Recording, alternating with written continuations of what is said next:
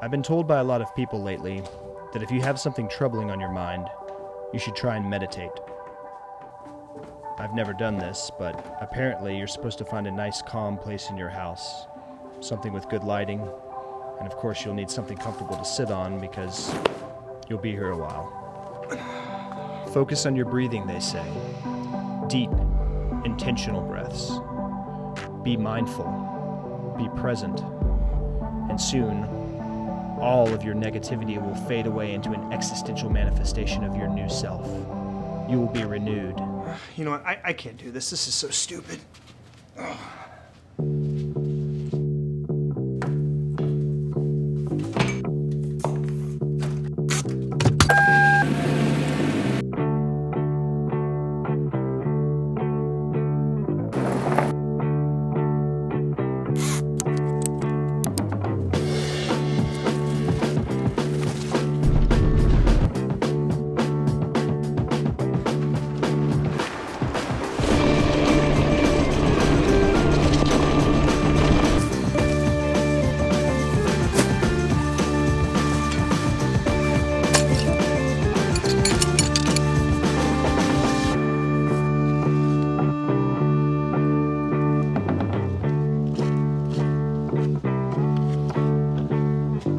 This is totally my idea of meditation. I feel like some of my best thoughts and ideas come from being out doing active things like riding bikes and running and stuff like that. I can't do the whole meditation where I sit there and think. My mind wanders too much. But lately I have had something that has been bothering me and I guess on my mind, and that is this idea of imposter syndrome, which I kind of know is a buzzword in our current culture. For the last 12 years of my aviation career, I have flown with a ton of pilots both in and out of the military. And the one thing I've learned from many of them, and I would say the vast majority of them, is that every one of them went through some kind of tough experience to get where they are now. Many of the captains that I've flown with lately were in the pre-9/11 and post-9/11 aviation age, and then they survived the 2008 recession. All of them shared their stories with me of how they weathered the commercial aviation storm to get where they are now. Even in the Army, I flew with all kinds of pilots who had been prior enlisted for a number of years and then fought for a slot to go to the Army flight school. And as I sit there and listen to these various captains give me their life experience, I realized that I didn't have a crucible-like experience to get where I am in aviation.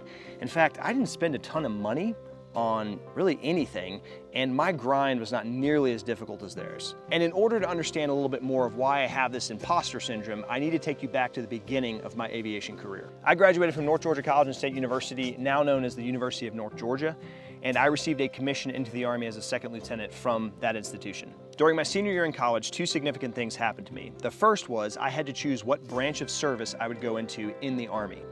Now at the time, I wanted to be an infantry officer and eventually go special forces. Understand that I was a sophomore in high school when 9/11 happened, and that had a significant impact on me. And from the time that I saw the towers fall, sitting in my Algebra 2 class in high school, I realized that I wanted to be on the front lines serving my country. And I thought the best way to do that would be as an infantry officer and specifically special forces. The second event that happened is that I got engaged to my now wife. And I had a mentor that I respected greatly, who was a major at the time, also an aviator, and also a Kiowa Warrior pilot in the Army. And he told me, Dan, if you want a good life for your family, you need to go Army aviation. I was lucky enough that I was able to choose my branch of service. I passed the physical, and so I chose aviation. Now, I do want to emphasize the point that about 75% of my decision to go into Army aviation was based off of this advice. That being said, when I showed up to Fort Rucker, Alabama in 2010 to begin Army flight school, I knew nothing about aviation. I showed up knowing my chapters 5 and 9, which if you're an Army aviator, you know what that is. And then the first ride that I took in the helicopter, my nickel ride, was really my first exposure and experience to aviation. I wasn't the kid or the teenager, or even the adult for that matter, that went down the local airport and hopped in a 172 with an instructor and then just instantly fell in love with aviation and knew it was all I wanted to do for the rest of my life. I didn't take out loans. I didn't go to college specifically to be an aviator. And I know so many people, like so many good friends that worked in corporate America, high-paying jobs, got sick of sitting at a desk, and then quit to pursue an aviation career. And they would grind. I mean, working every weekend, working part-time jobs, instructing, doing everything they could to get to where they are now, flying for the airlines or corporate or whatever. And that just wasn't me. Like I didn't go through that crucible-like experience. So fast forward to August of 2011, I graduate the Army Flight School program as a Kiowa Warrior pilot, and then shortly after that, I deployed to Afghanistan for just shy of a year. And in that time, specifically in Afghanistan, I really began to love aviation and love what I was doing. And I remember I would tend to latch on to some of the pilots that I knew were really, really good because I wanted to be an exceptional aviator. It was just an awesome time in my career. Now fast forward to the summer of 2018 and I'm making the decision to get out of the Army, but I'm still uncertain of what I'm gonna do once I get out.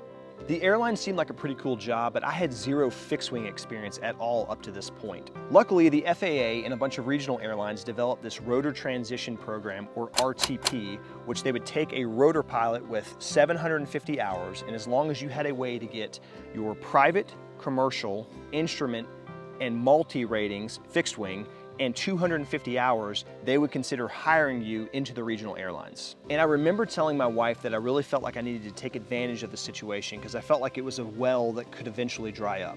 So then after I got out of the Army, I went up to Trenton, New Jersey to Infinity Flight School and I got all of my ratings as well as 250 fixed wing hours, which then led me out to SkyWest where I got my ATP and they eventually taught me how to fly a jet.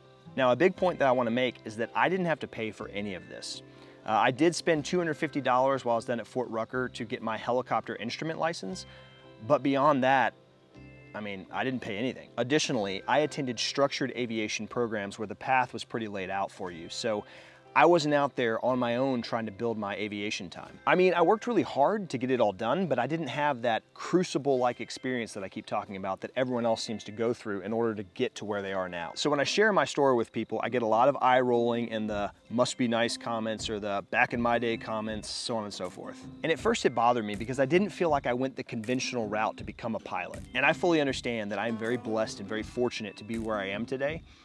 But there are plenty of days in this industry where I just don't feel like I belong. And I think it has to do with the fact that I have never had that trial by fire experience that so many people have had. But I guess if I look at it from a glass half full experience, maybe I'm a bit of proof that it doesn't have to be a significant emotional event to become a pilot. I did commit a lot of time and years to the Army, and they in turn gave me a helicopter license as well as a bit of hours, and then the GI Bill paid for my time up in Infinity Flight School, and then of course SkyWest gave me a chance and they paid for my training as well. Some may call it luck, but as they say, luck is where preparation meets opportunity, and I feel like I took full advantage of the opportunities presented to me and made the best of it. Understand too, this is also a reason why walking away from aviation was not a significant event for me, and that's because although I invested a ton of time into it, I didn't invest a ton of money into it, and so I wasn't financially on the hook for anything. And I know that there are people out there that will call me a quitter or perhaps lucky, but I don't know. I feel like the path that I took allowed me to be able to make the decision as to whether or not I wanted to stay in aviation or not. And so if you're watching this and you think to yourself, this guy doesn't belong in aviation because he took a more unconventional route, well, trust me, I feel the same way a lot of times. But I think in the end, I count my blessings and consider myself very fortunate to be able to say that I fly for a living. So anyways, these are just some random musings of Dan King sitting in a chair in the middle of the woods. The last thing I want to say is I appreciate all the comments on my last video. Honestly, it was a bit overwhelming because I've never received that amount of feedback on any video that I've ever made. There's a good amount of positive comments, good amount of negative comments, and I appreciate both because if we all agreed with one another, we would never get better. There was one individual that did state that he found my musical choices to be very annoying and distracting and that he was very frustrated with them. And so, this slightly annoying musical choice that I'm gonna use for my outro is devoted to you, buddy. You guys have a good one. You had it figured out, now you need a new start. And you don't know. Hey, thank you. Yeah, it is. Just fell apart.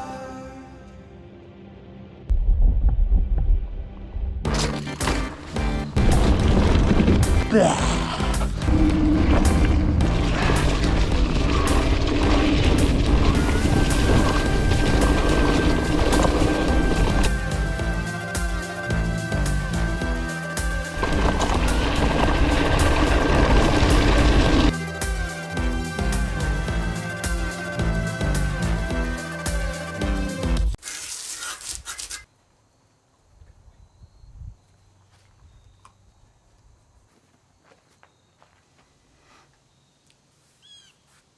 NetJets. I work for them now.